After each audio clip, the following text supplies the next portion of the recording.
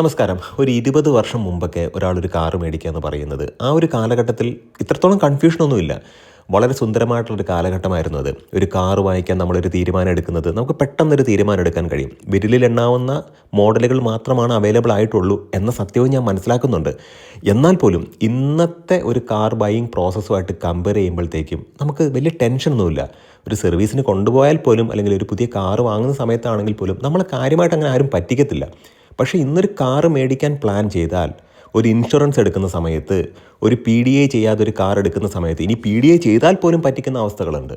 അപ്പോൾ പുതിയ കാറെന്ന് പറഞ്ഞ് നമ്മളൊരു കാർ എടുക്കുന്ന സമയത്ത് ആ കാർ നമ്മുടെ കയ്യിൽ കിട്ടുമ്പോൾ അതിനില്ലാത്ത പ്രശ്നങ്ങളില്ല. വളരെ വിരളമായിട്ടുള്ള കേസുകൾ മാത്രമാണ് ഇത്തരത്തിൽ വരുന്നു എന്നുണ്ടെങ്കിൽ പോലും നമ്മൾ മനസ്സിലാക്കേണ്ട കാര്യം ഇത് ഇപ്പോഴും നടക്കുന്നുണ്ട് എന്നുള്ളതാണ്. അപ്പോൾ ഏത് ബോഡി ഷെൽ സ്ട്രക്ചറിലുള്ള ഒരു കാറ് മേടിക്കണം, അത് പ്രധാനപ്പെട്ട ഒരു ക്വസ്റ്റ്യനാണ്. എത്രയായിരിക്കണം നമ്മുടെ ബഡ്ജറ്റ്, അതും പ്രധാനപ്പെട്ട ഒരു ക്വസ്റ്റ്യനാണ്. ഈ വാഹനം വാങ്ങിച്ചു കഴിഞ്ഞാൽ നമുക്ക് മെയിൻ്റനൻസ് കൂടുതലായിരിക്കുമോ, അതും വലിയൊരു ക്വസ്റ്റ്യനാണ്. അതുമാത്രമല്ല, സർവീസ് കോസ്റ്റ് കൂടുതലാണോ, അതും ഒരു ക്വസ്റ്റ്യനാണ്. അതിൻ്റെയൊക്കെ മുകളിൽ നമ്മൾ മനസ്സിലാക്കേണ്ട ഒരു കാര്യം, ഏത് ഫ്യൂവൽ സെലക്ട് ചെയ്യണം. CNG ഉണ്ട്, പെട്രോളുണ്ട്, ഡീസലുണ്ട്, ഹൈബ്രിഡ് ഉണ്ട്, ഇലക്ട്രിക് ഉണ്ട്. ഏതാണ് വാങ്ങേണ്ടത്? പെട്രോൾ മേടിച്ച് കഴിഞ്ഞാൽ E20 പെട്രോളിൻ്റെ പ്രശ്നങ്ങൾ, അതിനെക്കുറിച്ച് കൃത്യമായിട്ട് നമ്മൾ പറയുന്നുണ്ട്. ഇപ്പം E20 പെട്രോളിനെ കുറിച്ച് നമ്മൾ പറയുകയാണെന്നുണ്ടെങ്കിൽ ഏകദേശം 2012-13 കാലഘട്ടം മുതലേ തന്നെ ഈ പെട്രോളിനകത്ത് എഥനോൾ മിക്സ് ചെയ്യുന്ന പരിപാടി തുടങ്ങിയിട്ടുണ്ടായിരുന്നു. ഇപ്പോൾ 2030 ആകുമ്പോഴത്തേക്കും E20 എന്ന് പറയുന്ന ആ ഒരു ബെഞ്ച് മാർക്കിലേക്ക് എത്തണം എന്നാണ് സർക്കാർ തീരുമാനിച്ചതെങ്കിലും 2025 ആയപ്പോഴത്തേക്കും E20 എന്ന് പറയുന്ന ബെഞ്ച് മാർക്ക് അവരെത്തി. ഒരു ഗ്രാമപ്രദേശത്ത്, കുറച്ച് ഹില്ലി ആയിട്ടുള്ള മലയോര പ്രദേശത്താണ് ജീവിക്കുന്ന ഒരാളാണ്. ഇവിടെയൊക്കെ രാവിലെ ഇപ്പോൾ നല്ല തണുപ്പുള്ള കാലാവസ്ഥയാണ്. ഡിസംബറിൻ്റെ തണുപ്പ്, വൃശ്ചികത്തിൻ്റെ തണുപ്പ്. ആ ഒരു സമയത്തൊക്കെ വാഹനം എടുത്ത്, അല്ലെങ്കിൽ ഒരു സ്കൂട്ടറൊക്കെ എടുത്ത് സ്റ്റാർട്ട് ചെയ്യുന്ന അവസ്ഥ ഒന്ന് ആലോചിച്ച് നോക്കും. ഒരു തരത്തിലും സ്റ്റാർട്ടാവുന്നില്ല. പക്ഷേ കുറേ കാലങ്ങൾക്കൊക്കെ മുമ്പ്, അതായത് 10 വർഷങ്ങൾക്കൊക്കെ മുമ്പൊക്കെ നോക്കുകയാണെങ്കിൽ ഇത്രയധികം പ്രശ്നങ്ങൾ ഉണ്ടായിരുന്നില്ല. അതിന് കാരണമെന്ന് പറയുന്നത് ഒരു പരിധിവരെ ഈ E20 പെട്രോളിൻ്റെ പ്രശ്നങ്ങളാണ്. അതുമാത്രമല്ല, E20 പെട്രോള് പഴയ വാഹനങ്ങളിൽ ഉപയോഗിച്ച് കഴിഞ്ഞാൽ കൊറോഷൻ എന്ന് പറയുന്ന സംഭവത്തിന് സാധ്യത വളരെ കൂടുതലാണ്. അതായത് കൊറോഷൻ എന്ന് പറയുന്നത് ഒരു പ്രോസസ്സും അതിൽ നിന്നുണ്ടാകുന്ന പ്രൊഡക്റ്റ് എന്ന് പറയുന്നത് റസ്റ്റാണ്. അപ്പോൾ തുരുമ്പ് തീർച്ചയായിട്ടും ഉണ്ടാകാനുള്ള സാധ്യതയുണ്ട്. അപ്പോൾ തുരുമ്പ് പിടിക്കുമ്പോൾ അതിൻ്റെ പാർട്സ് മാറേണ്ടി വരും. മെക്കാനിക്കിന് ലാഭമാണ്, സർക്കാരിന് ലാഭമാണ്, കസ്റ്റമറിന് നഷ്ടമാണ്. ഇനി ഇതൊന്ന് മാറ്റിക്കൊണ്ട് വന്നു കഴിഞ്ഞാൽ നമ്മൾ പിന്നെ അടിക്കുന്നത് ഈ E20 പെട്രോൾ തന്നെയാണല്ലോ. E20 പെട്രോൾ അല്ല, സാധാരണ പെട്രോൾ അടിക്കാൻ പറഞ്ഞാൽ പോലും നമ്മുടെ മനസ്സിലൊരു സന്തോഷം അത് മാത്രമേ ഉള്ളൂ. കാരണം ഈ സാധാരണ പെട്രോൾ എന്ന് പറയുന്നതിനകത്ത് വരെ 10-12% എഥനോളാണ്. ഈ എഥനോൾ എന്ന് പറഞ്ഞാൽ എന്താണ്? നമ്മൾ പല വീഡിയോസിലും പറഞ്ഞിട്ടുള്ള കാര്യമാണ്. ഇതൊരു തരം ആൽക്കഹോളാണ്. അതായത് കരിമ്പിൽ നിന്നൊക്കെ ഫെർമെൻറ്റേഷൻ്റെ ഭാഗമായിട്ട് ഉണ്ടാകുന്നതാണ് ഈ എഥനോൾ എന്ന് പറയുന്നത്. ഈ എഥനോൾ എന്ന് പറയുന്ന സംഭവത്തിന് ഒരു പ്രത്യേക നേച്ചറുണ്ട്. വായുവിലെ ഈർപ്പത്തിനെ വലിച്ചെടുക്കും. ഈർപ്പം എന്ന് പറഞ്ഞിട്ടുണ്ടെങ്കിൽ H2O, വാട്ടറാണ്. അപ്പം നമ്മൾ മനസ്സിലാക്കേണ്ട കാര്യം, അങ്ങനെയാണ് ഈ തുരുമ്പുണ്ടാകാനുള്ള പ്രധാനപ്പെട്ട കാരണം എന്ന് പറയുന്നത്. അതിന് പുറമേ തന്നെ കൂരിന്മേൽ കുരു എന്ന് പറഞ്ഞ രീതിക്ക് തന്നെ നമ്മൾ മനസ്സിലാക്കേണ്ട ഒരു കാര്യം, ഇപ്പോൾ ഒരു വണ്ടിൻ്റെ ശല്യം, അതായത് ആംബ്രോസിയ ബീറ്റിൽ എന്ന് പറയുന്ന അതിൻ്റെ തന്നെ ഒരു വകഭേദമാണ്. അതിൻ്റെ ഈ കാറ്റഗറിയിൽ വരുന്ന മറ്റൊരു ബീറ്റിലാണ് ഈ പെട്രോളിലേക്ക്, അല്ലെങ്കിൽ പെട്രോൾ പമ്പിലേക്ക് വരുന്ന ഫ്യൂവൽ പൈപ്പിൽ ചെറിയ സുഷിരങ്ങൾ ഉണ്ടാക്കിയിട്ട് നമ്മൾ ഈ വാഹനത്തിൻ്റെ ഇഗ്നീഷൻ ഓൺ ആക്കുമ്പോൾ തന്നെ ഫ്യൂൽ പമ്പ് വർക്ക് ചെയ്യും. അപ്പോൾ തന്നെ ഈ പെട്രോൾ കാര്യമായിട്ട് വെളിയിലേക്ക് ചീറ്റിപ്പോവും. അങ്ങനെ വരുമ്പോഴത്തേക്കും അത് ഭയങ്കരമായിട്ടും റിസ്ക്കാണ്. ഇൻ കേസ് എന്തെങ്കിലും ഒരു സ്പാർക്ക് ഉണ്ടായാൽ നിങ്ങൾക്കറിയാമല്ലോ എന്തായിരിക്കും സംഭവിക്കുന്നത് എന്നുള്ളത്. പക്ഷേ ഇതൊക്കെ എന്തിനാണ് ഇങ്ങനെ ചെയ്യുന്നത്? നമ്മുടെ കയ്യിൽ നിന്നും 1 ലിറ്റർ പെട്രോളിന് 105 രൂപ മേടിക്കുന്നു. 1 ലിറ്റർ പെട്രോൾ എന്ന് പറഞ്ഞിട്ട് നമുക്ക് തരുന്നത് 80% പെട്രോൾ, ബാക്കി എഥനോൾ. അങ്ങനെയാണെന്നുണ്ടെങ്കിൽ 80% പെട്രോൾ നമുക്ക് തന്നിട്ട് ബാക്കി 20% എഥനോൾ സെപ്പറേറ്റ് ആയിട്ട് ഒരു കുപ്പിക്കകത്ത് തന്നാലും ഈ പ്രശ്നങ്ങളില്ല. ഇത് വളരെ വളരെ രീതിക്ക് നമ്മൾ മനസ്സിലാക്കേണ്ട ഒരു കാര്യം എന്ന് പറയുന്നത്, പെട്രോളിൻ്റെ പൈസ കൊടുത്തിട്ട് പെട്രോൾ അല്ല നമുക്ക് തരുന്നത്. അതായത് യഥാർത്ഥ പെട്രോൾ അല്ല നമുക്ക് തരുന്നത്. അങ്ങനെയാണെന്നുണ്ടെങ്കിൽ 80% പെട്രോളിൻ്റെ കാശ് മാത്രമല്ലേ നമ്മുടെ കയ്യിൽ നിന്ന് വാങ്ങാവുള്ളൂ. പെട്രോളിൻ്റെ വില കുറയ്ക്കണ്ടേ? 80% പെട്രോളിൻ്റെ ക്യാഷ് മേടിക്കുക, 20% എഥനോളിൻ്റെ വിലയും മേടിക്കുക. അങ്ങനെ നോക്കുകയാണെന്നുണ്ടെങ്കിൽ ഈ പെട്രോളിൻ്റെ വില 90 രൂപയ്ക്ക് താഴെ നിൽക്കണം. ആ ഒരു രീതിക്കല്ലേ വരേണ്ടത്. എന്തൊക്കെയാണെന്നുണ്ടെങ്കിലും നമ്മൾ നിർബന്ധിതരാകുകയാണ്. നമ്മൾ ടോപ്പിക്കിലേക്ക് കടന്നു കഴിഞ്ഞു. എഞ്ചിൻ ബേയുടെ മറ്റൊരു ബ്ലോഗിലേക്ക് ഏവർക്കും ഹാർദമായ സ്വാഗതം. ഇന്നത്തെ ബ്ലോഗിലൂടെ നമ്മൾ ഡിസ്കസ് ചെയ്യുന്നത് ഈ ഒരു ടോപ്പിക്കാണ്. ഏത് ഫ്യൂവൽ വാഹനം വാങ്ങണം എന്നുള്ളതാണ്. തീർച്ചയായിട്ടും ഇയറിൻ്റെയൊക്കെയാണ് നല്ല നല്ല ഡിസിഷൻസ് എടുക്കേണ്ട ഒരു സമയമാണ് വാഹനം വാങ്ങുന്ന കാര്യത്തിൽ. ഈ ഒരു കോണ്ടന്റ് ഉപകാരപ്രദമായെങ്കിൽ തീർച്ചയായിട്ടും നമ്മുടെ ചാനലിൽ സപ്പോർട്ട് ചെയ്യുക, സബ്സ്ക്രൈബ് ചെയ്യുക, മാക്സിമം ലൈക്ക് ചെയ്യുക, ഷെയർ ചെയ്യുക, കമൻറ്റ് ചെയ്യുക. അപ്പോൾ നമ്മൾ പറഞ്ഞു വന്നത് ഈ ഫ്യൂവലിൻ്റെ ഇഷ്യൂ ആണ്. E20 പെട്രോൾ അത് അടിച്ചു കഴിഞ്ഞാൽ വലിയ കാര്യമായിട്ട് മൈലേജ് കിട്ടും എന്നൊക്കെ പറഞ്ഞാലും അത് തെറ്റാണ്. മൈലേജ് കാര്യമായിട്ട് കുറയുന്നുണ്ട്.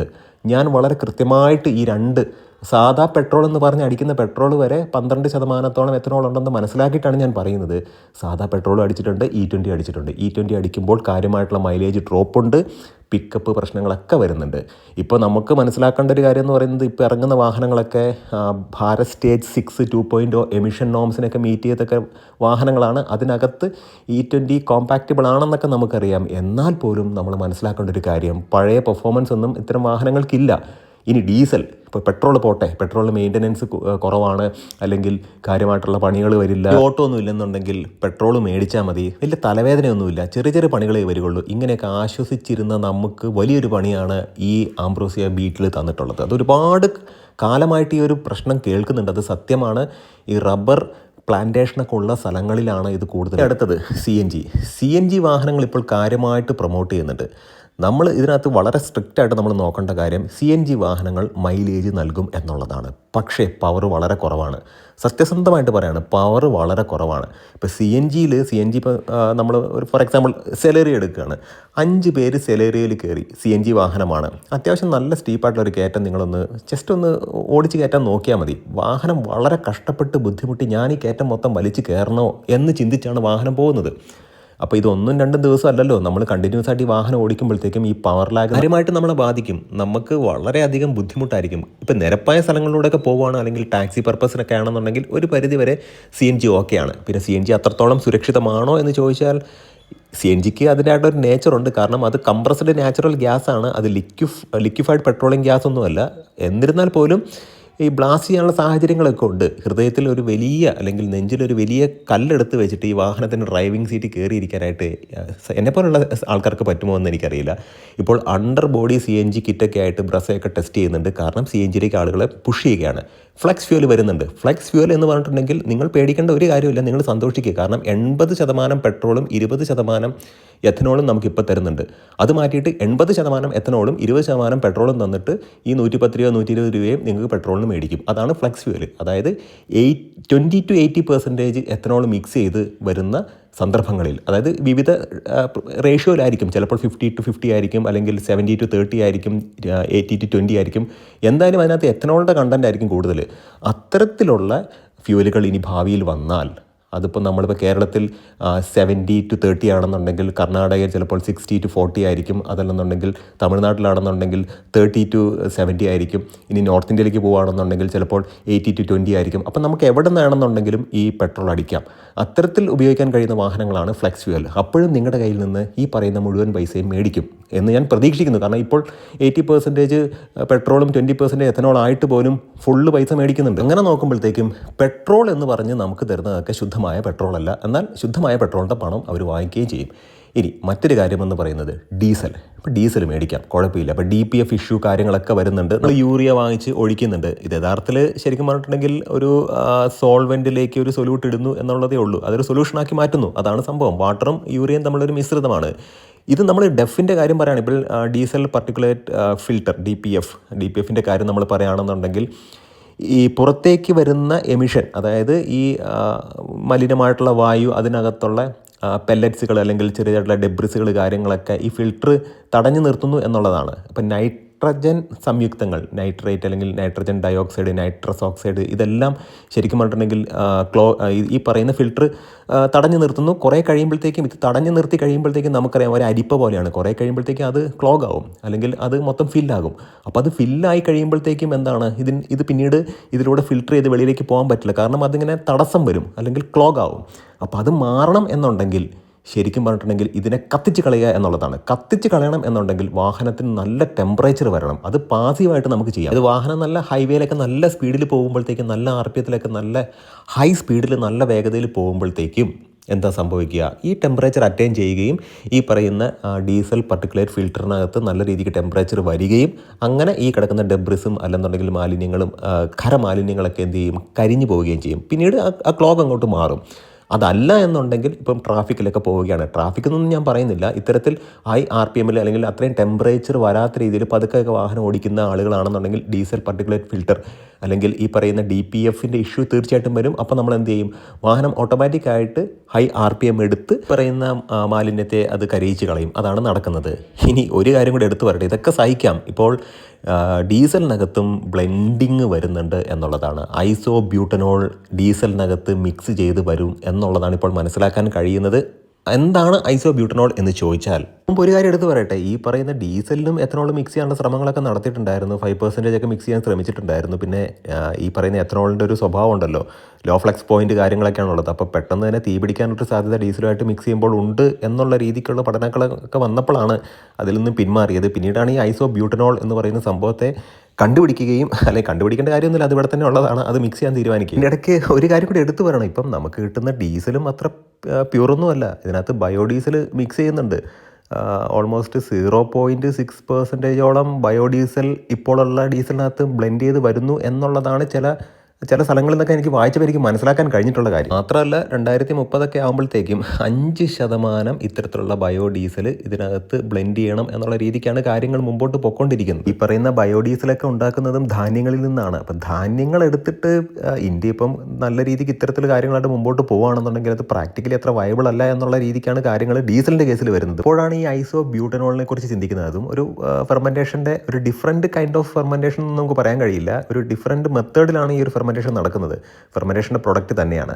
അപ്പോൾ അത് യഥാർത്ഥത്തിൽ ഈ പറയുന്ന എത്തനോളിനേക്കാൾ കുറച്ചും കൂടെ ഡീസലുമായിട്ട് മിക്സ് ചെയ്യാനായിട്ട് കുറച്ചും കൂടെ എളുപ്പമാണ്. കുറച്ചും കൂടെ പോസിറ്റീവായിട്ടുള്ള കാര്യങ്ങൾ അതിനുണ്ട്. അതായത് ഐസോബ്യൂട്ടനോൾ എന്ന് പറയുന്നത് എത്തനോളിനെ പോലെയുള്ള ഒരു സംഭവം തന്നെയാണ്. യഥാർത്ഥത്തിൽ ജനറ്റിക്കലി മോഡിഫൈഡ് ആയിട്ടുള്ള മൈക്രോബ്സിനെ ഉപയോഗിച്ചിട്ടാണ് ഇത്തരത്തിൽ ഫെർമെൻറ്റേഷൻ നടത്തി ഈ ഒരു പ്രോഡക്റ്റ് ഉണ്ടാക്കുന്നത്. പക്ഷേ എത്തനോളായിട്ട് കമ്പയർ ചെയ്യുമ്പോഴത്തേക്കും അഡ്വാൻറ്റേജ് ഈ ഐസോബ്യൂട്ടനോളിന് തീർച്ചയായിട്ടും ഉണ്ട്. അതായത് വാട്ടറിനോടുള്ള ഒരു അഫിനിറ്റി വളരെ കുറവാണ്. അപ്പോൾ അതുകൊണ്ട് തന്നെ നമ്മൾ നേരത്തെ പറഞ്ഞതുപോലെ തന്നെ ഈ കൊറോഷൻ്റെ പ്രശ്നങ്ങളൊന്നും ഉണ്ടാവാനുള്ള സാധ്യത ഇല്ല എന്ന് തന്നെ പറയാം. അതായത് മാർജിനലായിരിക്കും. പിന്നെ ഹൈ എനർജി ഡെൻസിറ്റി ഇതിനുണ്ട് എന്നുള്ളത് എടുത്തു പറയേണ്ട ഒരു കാര്യമാണ്. അതുപോലെ തന്നെ ഹൈ ഫ്ലഷ് പോയിൻ്റ് ഒക്കെ, ലെസ് പൊല്യൂഷൻ, ഇങ്ങനെയുള്ള കാര്യങ്ങളെല്ലാം ഈ ഒരു എത്തനോളുമായിട്ട് കമ്പയർ ചെയ്യുമ്പോഴത്തേക്കും ഐസോബ്യൂട്ടനോളിൻ്റെ അഡ്വാൻറ്റേജ് ആയിട്ട് നമുക്ക് കണക്ക് കൂട്ടാം. അപ്പോൾ അങ്ങനെ നോക്കുമ്പോഴത്തേക്കും ഡീസൽ വാഹനം എടുക്കണമോ? ഓൾറെഡി DPFൻ്റെ പ്രശ്നങ്ങളുണ്ട്. അത് മാത്രമല്ല ഇനിയിപ്പോൾ ഇതിനകത്തും ബ്ലെൻഡിങ് വരും. തീർച്ചയായിട്ടും എങ്ങോട്ടാണ് പോകുന്നത്? ഇപ്പം ഫ്ലെക്സ് ഫ്യൂവൽ വരുന്നുണ്ട്. അത് മാത്രമല്ല മൾട്ടിപ്പിൾ ഫ്യൂവൽ ഓപ്ഷൻസ്, അതായത് ഫ്ലെക്സ് ഫ്യൂവൽ വരുന്നുണ്ട്, CNG ഉണ്ട്, പെട്രോൾ എന്ന് പറയുന്ന ശുദ്ധമായ പെട്രോൾ എന്ന് പറഞ്ഞ് നമ്മളെ പറ്റിച്ചുകൊണ്ടിരിക്കുന്ന 80% പെട്രോളും 20% എത്തനോൾ മിക്സ് ചെയ്ത ആ ഒരു സൊല്യൂഷൻ നമുക്ക് കിട്ടുന്നുണ്ട്. ഈ പറയുന്ന ഡീസലും കിട്ടുന്നുണ്ട്. ഇനി അങ്ങോട്ട് ഇലക്ട്രിക് എന്ന് പറഞ്ഞിട്ടുണ്ടെങ്കിൽ കാണുമ്പോൾ ലാഭം, ഉപയോഗിക്കുമ്പോൾ നമുക്ക് ലാഭകരമായിട്ടൊക്കെ തോന്നും. പക്ഷേ കണക്ക് കൂട്ടുമ്പോൾ അത് യഥാർത്ഥത്തിലൊരു നഷ്ടമാണെന്നാണ് എൻ്റെ ഒരു കാഴ്ചപ്പാട്. കാരണം ഇപ്പം 30 to 35% അല്ലെങ്കിൽ 40% ആണ് നോർമൽ ഒരു ICE വെഹിക്കിളും അതിൻ്റെ തന്നെ ഇലക്ട്രിക് വെഹിക്കിളും തമ്മിൽ നമ്മളൊരു അനുപാതം നോക്കുകയാണെന്നുണ്ടെങ്കിൽ, അല്ലെങ്കിൽ വിലയുടെ കാര്യം നോക്കുകയാണെങ്കിൽ അത്രയും വ്യത്യാസമുണ്ട്. അത്രയും പൈസ തന്നെ മതി നമുക്ക് യഥാർത്ഥത്തിൽ പെട്രോൾ അടിക്കാനായിട്ട്. പിന്നെ നമ്മൾ മനസ്സിലാക്കേണ്ട ഒരു കാര്യമെന്ന് പറയുന്നത്, കുറച്ച് കഴിയുമ്പോഴത്തേക്കും ഈ ബാറ്ററിയുടെ ആ ഒരു ഡിസ്ചാർജിങ് എബിലിറ്റി ഒക്കെ, അല്ലെങ്കിൽ ചാർജിങ് സൈക്കിളൊക്കെ കഴിയുമ്പോഴത്തേക്കും പിന്നീട് ബാറ്ററി റീപ്ലേസ് ചെയ്യുക എന്ന് പറയുന്നത് വലിയ കോസ്റ്റുള്ളൊരു കാര്യമാണ്. നല്ല രീതിക്ക് ഓട്ടം ഉള്ള ഒരാളാണ്, നിർത്താതെ ഓടുക എന്നൊക്കെ നമ്മൾ നോർമൽ പറയത്തില്ലേ, അത്തരത്തിൽ ഓടിക്കൊണ്ടിരിക്കുന്ന ഒരാളാണെന്നുണ്ടെങ്കിൽ ഈ പറയുന്ന ഇലക്ട്രിക് കാറുകളൊക്കെ ഉപയോഗിച്ച് അത് മാക്സിമം ബെനിഫിറ്റ് നേടിയെടുക്കാം, തീർച്ചയാണ്. പക്ഷേ നമ്മൾ മനസ്സിലാക്കേണ്ട കാര്യം, എത്ര റിലയബിൾ ആണ് ഇലക്ട്രിക് വാഹനങ്ങൾ എന്നുള്ളത് വലിയൊരു ക്വസ്റ്റ്യൻ മാർക്കാണ്. തീർച്ചയായിട്ടും അങ്ങനെയുള്ളൊരു അവസ്ഥയിലാണ് ഇന്ന് ഓട്ടോമൊബൈൽ ഇൻഡസ്ട്രി നിൽക്കുന്നത്. അതായത് നമ്മൾ ഇങ്ങനെ നേരെ നിന്ന് മുകളിലേക്ക് നോക്കിയിട്ട് ഏത് വാഹനം വാങ്ങണം, ഏത് ടൈപ്പ് വാഹനം വാങ്ങണം, ഏത് ഫ്യൂവൽ വാങ്ങണം, ഏതായിരിക്കണം ബഡ്ജറ്റ്, ഇതിൻ്റെ സ്പെയറിന് വില കൂടുതലാണോ, മാത്രമല്ല ലോക്കൽ വർക്ക്ഷോപ്പിലൊന്നും ഒരിക്കലും കൊണ്ടുപോകാൻ കഴിയില്ല ഇത്തരത്തിലുള്ള വാഹനങ്ങളൊക്കെ, അല്ലെങ്കിൽ ഹൈ എൻഡ് വാഹനങ്ങളൊക്കെ, അല്ലെങ്കിൽ ഇപ്പോൾ ലേറ്റസ്റ്റ് വാഹനങ്ങളൊക്കെ, ന്യൂ ജനറേഷൻ വാഹനങ്ങളൊക്കെ തീർച്ചയായിട്ടും അതിൻ്റേതായിട്ടുള്ള സർവീസ് സെൻറ്ററിൽ തന്നെ കൊണ്ടുപോകേണ്ടി വരും. തീർച്ചയായിട്ടും അങ്ങനെയുള്ളൊരവസ്ഥയിലാണ് ഇപ്പോൾ കസ്റ്റമേഴ്സ് നിൽക്കുന്നത്. നമ്മളിവിടെ ചെയ്യേണ്ടത് എന്താണെന്ന് വെച്ച് കഴിഞ്ഞാൽ, നമുക്ക് ആവശ്യമുള്ളൊരു ബഡ്ജറ്റ് ഇടുക, നമുക്ക് ആവശ്യമുള്ള, അല്ലെങ്കിൽ നമ്മുടെ ആവശ്യം ഫുൾഫില്ല് ചെയ്യാൻ കഴിയുന്ന രീതിയിലൊരു വാഹനം സെലക്ട് ചെയ്യുക. പിന്നീട് നമ്മളൊന്നും നോക്കേണ്ട കാര്യമില്ല, നമ്മൾ ആ വാഹനം വാങ്ങിക്കുക എന്നുള്ളതാണ്. ഇനി വരുന്നത് വരട്ടെ. അല്ലാതെ ഇത്തരത്തിൽ ഇപ്പം നമ്മുടെ മാർക്കറ്റിൽ ഫ്ലെക്സ് ഫ്യൂവലേ അവൈലബിൾ ആയിട്ടോ, അല്ലെങ്കിൽ ഈ പറയുന്ന E20 ആണുള്ളത്, അല്ലെങ്കിൽ എത്തനോൾ ബ്ലെൻഡ് ചെയ്ത ഡീസലാണുള്ളത്, നമ്മൾ എന്ത് ചെയ്യും? തീർച്ചയായിട്ടും ഈ ഒരു കോണ്ടന്റ് ഉപകാരപ്രദമായി എന്ന് വിശ്വസിക്കുന്നു. നല്ല നല്ല ഇൻഫർമേറ്റീവ് ആയിട്ടുള്ള വീഡിയോസുമായിട്ട് നമുക്ക് വീണ്ടും കാണാം. ഇത്രയും ലെങ്തി ആയിട്ടുള്ളൊരു വീഡിയോ നിങ്ങൾ ഇത്രയും നേരം കണ്ടിരുന്നതിൽ ഒരുപാട് നന്ദി. നമസ്കാരം.